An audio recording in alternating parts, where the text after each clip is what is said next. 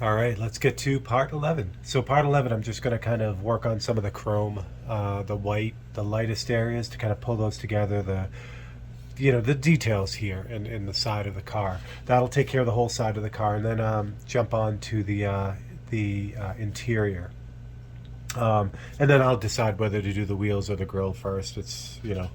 They're about the same as far as as far as effort. So for a lot of the chrome trim here on the side, it's just going to be the Windsor and Newton. There are two that I use. I talked about this already. Either the 00 Series 7 or the single zero are my two favorites.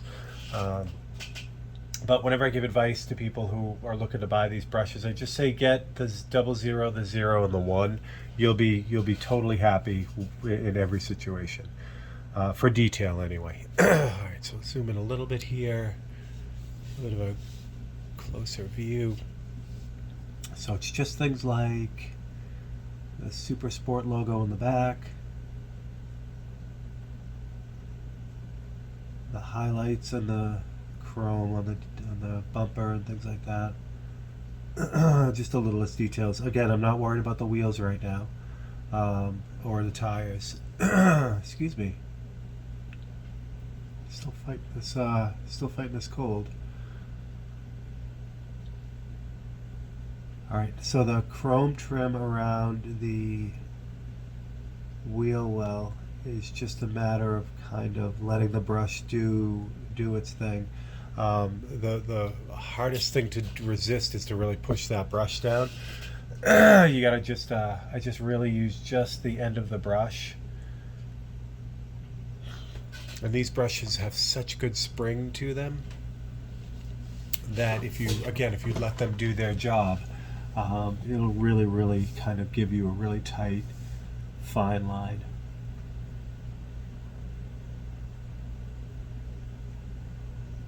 This is just opaque white, and I use a little bit of reducer. So I palette out the same reducer that I airbrush with. I use as a reducer for the paintbrush as well. Just helps to keep everything continuous. Everything still works real well. I used to use a different model of reducer from Createx, but the 4011 now does everything I need in for both airbrush and paintbrush, which is great. I don't have to use two different reducers anymore. There's a little bit, excuse me, I'm going to zoom in a little bit. So this reflection here in between these two darker reflections, that's a little bit lighter. What that is it's the reflection of this chrome rim in the flare. So I'm going to lighten that up a little bit, and the way I do that without having it bright white is actually just really over reduce the paint in the brush. So this is really reduced white now, super reduced. So this is going to go on very thin and transparently. So what I can do is, I want to kind of dry brush here, because if it's real wet, it'll do this where it's dotting at the end of the stroke. The paint will just keep coming out and produce a brighter kind of dot at the end. But if it's dry, it won't do that as much. So try to dry it off. But what's nice is you can get this like not brilliant white highlight, just a kind of a subtle white highlight, which is just what we're looking for. Okay, moving right along. The stripe came out great. I'm not going to mess with it at all. It came out just right. It's perfect. So that stays where it is. I don't have to touch it up at all. Sometimes I do. Sometimes if it's like even here, like here it's a little bit wider, I could fix that. It's not terrible, so I'm not overly worried about it. Okay. The door handle. Wow, excuse me. It's also morning time here, and I haven't talked to anyone yet. I've talked to Marge a little bit, but haven't used my voice yet today, so it's in shock right now. It's like, what are you doing? So for the door handle, again, it's just highlights. It's in a way, I know what the door handle looks like. I got to ignore that and just do what the highlights are. The highlights on the folded roof and everything is part of the interior, so I'm going to leave that for now, because I'll be getting to it in the next probably the next episode, definitely next episode, will have interior. If not, a little bit in this one too. So the chrome highlights on the side mirrors here. Again, just kind of trying to just paint what's in the reference photo and not what I know is there. The vent window as well. I am falling apart, kids. I feel great. I don't know where all the congestion is coming from. All right, vent window, same thing. So this is a little bit more reduced than I was just using, because I want that to have a little bit less, brilliance. The same thing with the chrome around the. Oh, I didn't mean to do that. Haha. Okay, hold on a second.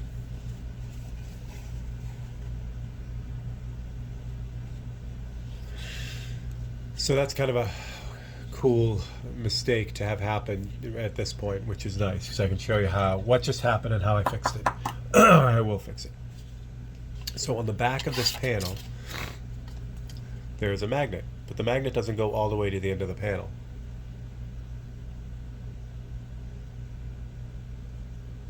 Sorry, it's just did I? I didn't even realize I did this on metal. I thought this was on. Never mind. I'm losing my brain. Anyway, so the magnet doesn't go all the way to the end of the panel. So if I push down on the edge of the panel, I'll zoom out so you can see what I'm talking about. Push down on the edge of the panel, the other part pops up because it's not, the magnet doesn't go all the way. So what happened is I had my finger on this side of the panel. I went to go put that tiny little dot down, and I pushed down and I popped the panel up, and the paintbrush hit the panel prematurely. Okay. So how I fix that, or you can fix it, a couple ways to do it. You can let it just dry first. That's usually a safe bet. You just just leave it alone, let it dry, because you can always scratch off a little bit of it or paint over it or that kind of thing. What happens is, and I'm guilty of this all the time, I go, oh my gosh, and then I go like this and I wipe it, and then I drag that wet paint all over you make it far worse basically. So what you saw me do is if I need to get if that dot had dimension, so there was a lot of that paint. So had I left it, it would have been a bump of paint there. I would have just had to scratch it off or try to get it off. So in order to get the paint off, I don't suggest using a nasty, dirty cloth like this. Get a clean one. But I grabbed a clean spot on this nasty paper towel, and you put it directly down, and then just kind of push it directly down. You don't move it. You don't rub it or anything. You just put it directly down, and then when you pull it up, it won't make the damage any bigger. It'll just remove the extra paint. So again, the trick to that is don't move the cloth when you do that. So now that I've got the excess paint off and it has no dimension, go back in and fix it. So the bottom part here, I can just get rid of that. I could scratch this off and erase it. It's just as easy to cover it with paint since this line under the vent window is dark anyway. Now, in this section here, where they blobbed out this way, that's where the upright is for the front edge of this vent window. So I don't have to do anything with that. I can just paint over it. All right, back to it. Okay.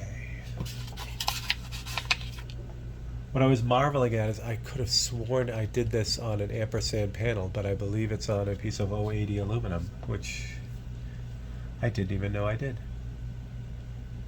Okay, so the front vent window,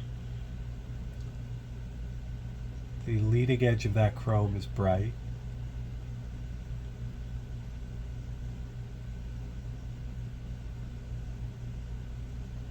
Because of some sort of detail on that, like a rolled edge or something. And then the actual chrome part of it, the body of it, is a little bit less intense. So I'm going to do the same thing. Instead of mixing up a gray, I'm just going to use the white but a more transparent version of it. And again, I want this brush to be dry, so I'll take out as much of the paint as I can to have it still flow. Here we go. And then I just work in layers. So I just keep kind of going over it till it's as bright as I need it to be. And again, this is kind of the way that it would be with an airbrush as well. I would go over it in light layers until I got the opacity that I wanted, that really bright, pass that I wanted. So that works real well. So that's it. There is a dark, well, I'll put it in now. This is, even though I'm working on the chrome on the side, this starts to get into the interior as well, just by proximity here. So it's okay though, we'll kind of get it all. So there's a little bit of a dark line that runs up the side of that, and then you can see the rubber gasket on the back of this one, or on the inside of it. So I got to do the whole thing in that. Same thing, opaque black. Really, there's only two colors in this whole painting: opaque black and opaque white. That's good. So since I have the black paletted in the brush, I'll just run around with the black now. Normally I'd finish all the white first, again, because I have it paletted in the brush. But I pulled it out to do that little detail, so I'll just run around with the black now.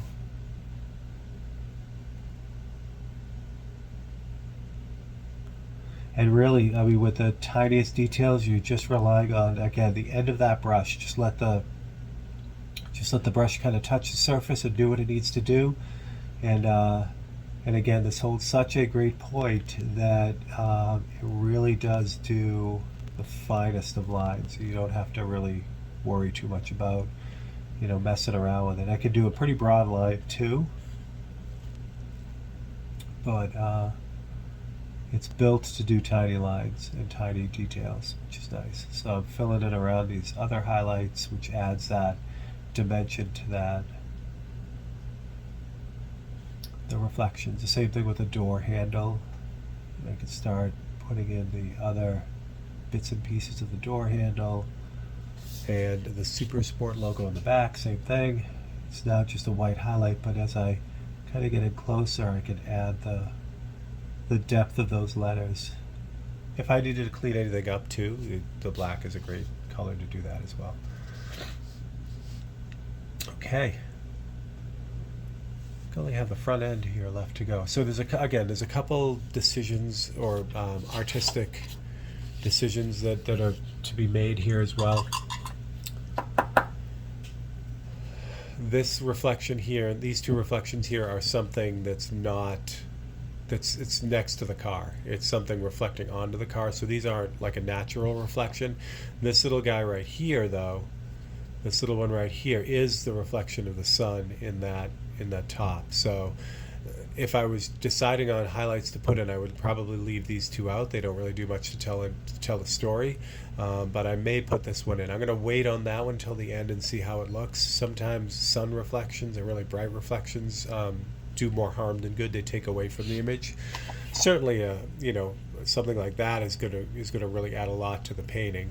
The sun reflecting in the wheel, but in the body, that's not always the case. All right.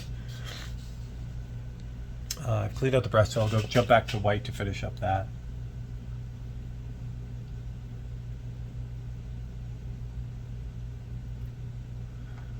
So I have two little cups of reducer for my paint, for the paintbrush, and I do that especially when I'm working in white and black. One of the reducers is just for paletting with white, and one of them is just for paletting with black. So reducer gets dirty, and it's, if you want a really brilliant white, you don't want to contaminate that brilliant white with dirty reducer. So super easy to do. You just grab another little cup, and saves you a ton of headaches.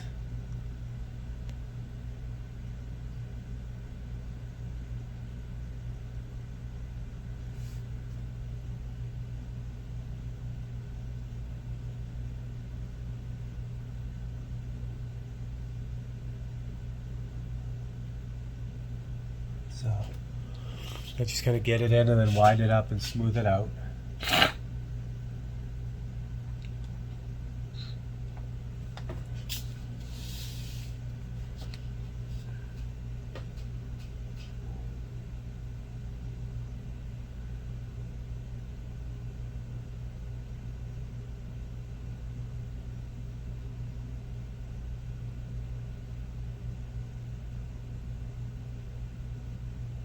And of course, you know, this glove is, it seems like it's, you know, gross and dirty, but it's really not. It's got overspray on it from airbrushing. But the leading surface here is dry, and you know, there's no wet paint on here, so by keeping my hand off of this surface, it really keeps all the oils off. And the oils, what happens is when I go to clear it, or when I put a larger area of paint sprayed on here, if there's a fingerprint, an oily fingerprint on there, that oil will resist the paint, and you'll see the fingerprint. It'll outline the fingerprint, almost like a crime scene. So I don't want that, so I try to keep my fingers off it as much as possible. So that's why the dirty glove. Trust me, you know, I could change gloves every painting. They'd look like this by the end of the painting anyway, so I just roll with them now until you know, they don't work anymore. And they're really inexpensive. You know, I buy a bulk of, they're just white cotton gloves. And then I obviously cut the fingers off of index, middle, and thumb. And they work really well.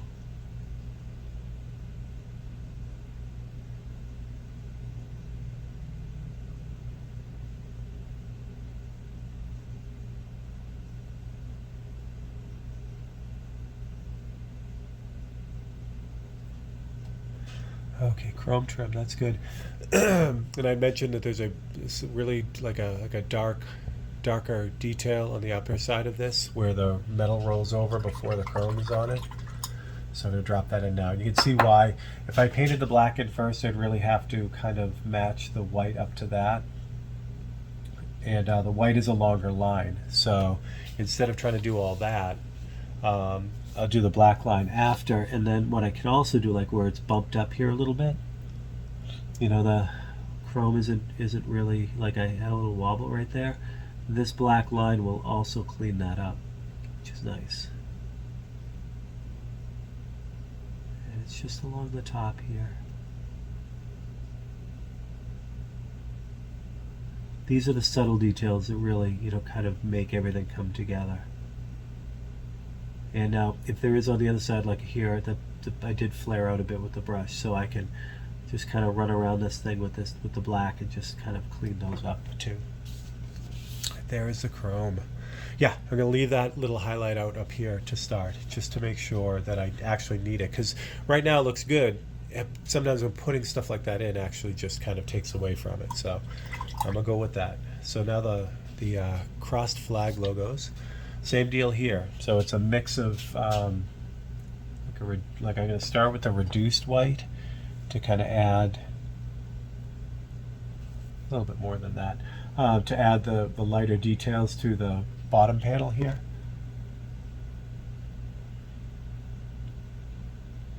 And again, there are letters here. I'm not trying to paint in the letters, just more of an indication.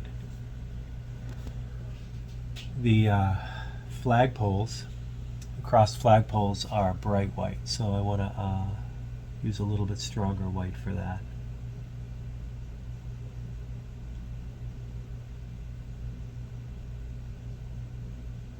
And then the checkerboard in the flags up above and the details down below in the banner are like a lighter gray, so just a reduced black.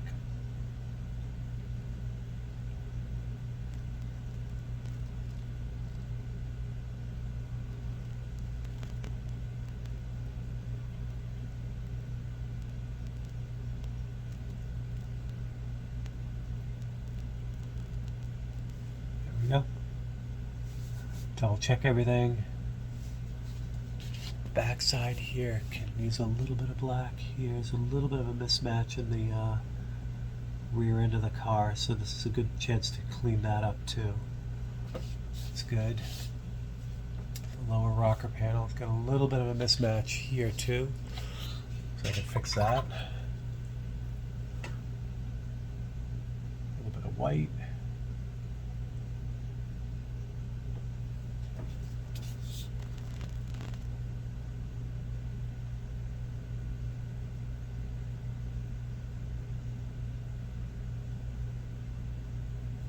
Go. Good, good, good. All right, that's the side of the body. It's all done. As I roll along, if I see something, obviously I can jump back and take care of it. So it's not a huge deal if I did miss something. And like I said, we've taken out things like the bright curb that you can see in the reflection. I don't want that. So, alrighty, that is good. All right. So next up is the interior. So for the interior, what I want to do is I want to kind of block in. I've got some of the areas blocked in. This dark area is the back seat, and I've got the darker area underneath the fold of the roof. So the only thing I really got to worry about, I have the dash, that looks good. The only thing I have to worry about is the steering wheel. I want to get that in the right spot. So I think to make my life easier, I'm going to cut out a template for that. So fortunately, I'll probably have, like the door jamb template. This only has the cuts for the door jamb. I can pull the steering wheel out of this. Put that aside for a second. That's so funny that that's on aluminum. I would swear to you I did that on ampersand. Again, that's the beauty of put that over here.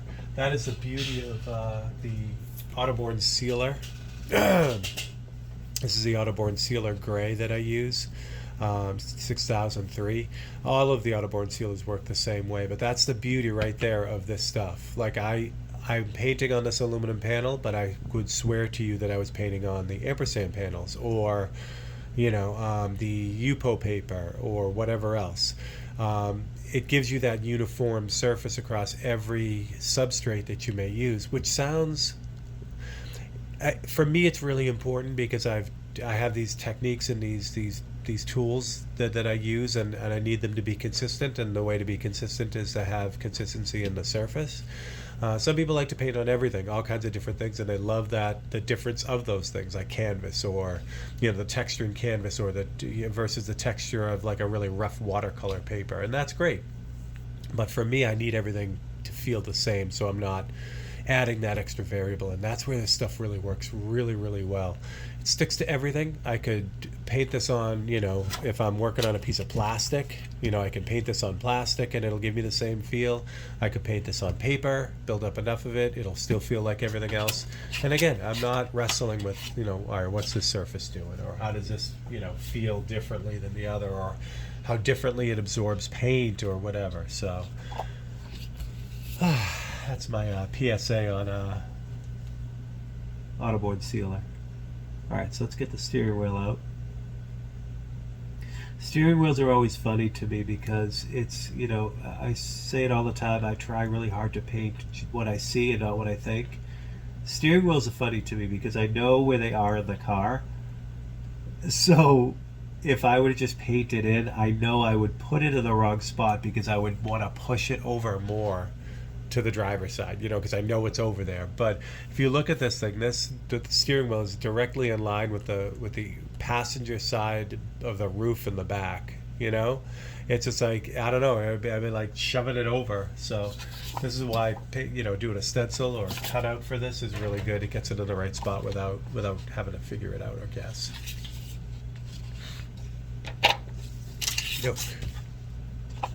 Yeah, so what we'll do is we'll set up the details for the interior, and then in part 12 we'll lock down the interior. It won't take more than one episode to do the whole interior. And then we're on to I think I'll do the wheels next, unless I change my mind. So the wheels next, and then the grill, because the grill's going to take, out of the things left to do, the grill's going to take the longest. Not terribly long, but still take the longest out of what we got left to do. Again, I want to make sure this is really lined up. Drop a magnet on that. Get some black. Hopefully by the end of this painting I won't have a stuffed up nose anymore. That would be lovely. Alright. This is 1-to-1 black, because the steering wheel is dark in the painting, so it's just a highlight on it.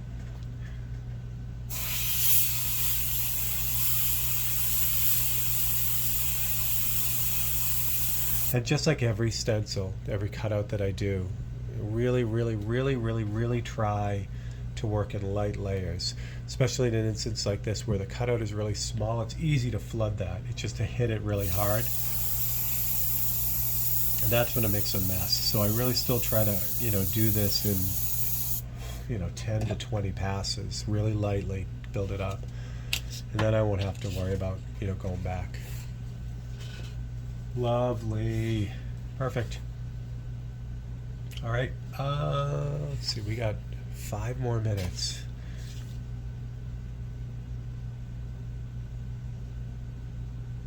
Yeah, let's do it. Okay. So the next thing I'm going to do is I'm going to darken the roof just a hair to separate the front seat. Or no, the back seat. Sorry. Well, it's both, really. I'm going to separate the back seat from the front seat.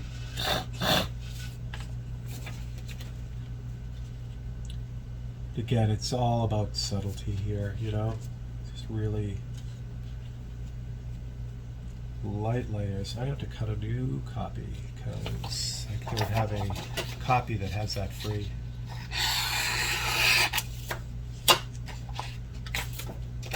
Okay, so if you look, you can see that separation between the front seat and the back seat. That's what we're shooting for. So to get that, what I'm going to do is I'm going to cut out the back seat. I'm going to ignore the glass in the window. I don't know if you can see it. See how the glass here is like it makes everything a slightly lighter shade. I'll do that after. So I'm just worried about getting the overall shapes in first. So I'm going to cut out the back seat.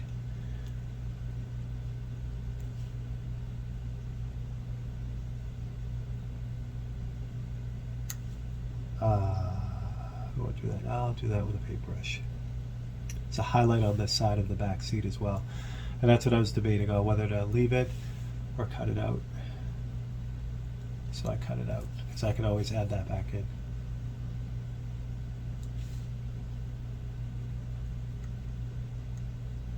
Sharp X-Acto blades are a must. Now we get to see if I put the steering wheel in the right spot.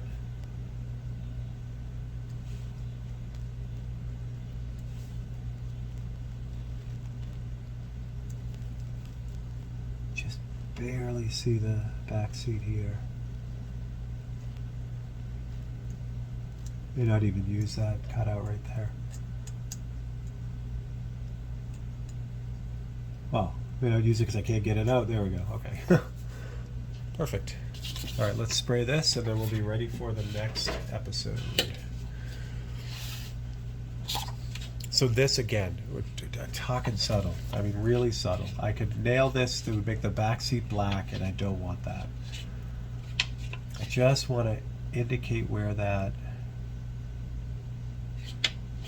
Oh, did I really? Interesting. So that I made this the pillar to I'll show you in a second. Let me line this up and I'll show you what I have.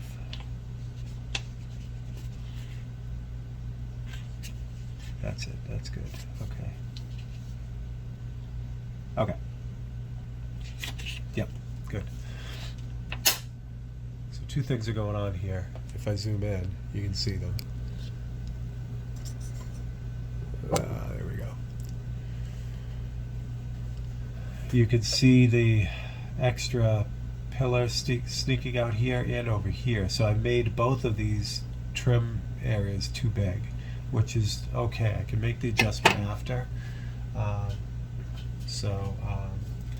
But it's it's stuff you start to realize as you get farther and farther along. As you get tighter and tighter with the details, you start to see where maybe some of the stencils weren't quite lined up. And it doesn't take much. It doesn't take much at all. All right, so for this, I'm really only going to concentrate on the bottom edge of this because I just want to add a little bit of shadow, a break between the front and back seat. What I'm also going to do, as I spray this in, is I'm going to avoid those little bits that I just showed you. So where I kind of made them a little bit bigger, I'm going to leave them. In fact, on this one here, I'm going to use one of Scott McKay's templates to block that off. Back over here, I don't need that there. So I'm going to block that little bit off. So I'm just going to leave it thicker. It'll be fine.